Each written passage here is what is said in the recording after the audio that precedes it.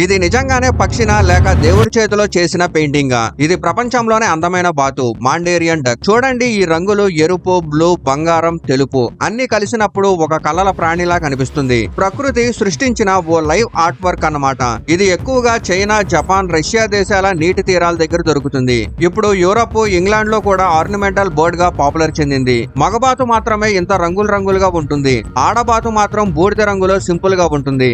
ఎందుకంటే అది గుడ్లను కాపాడడానికి ప్రకృతి దాచిపెట్టింది.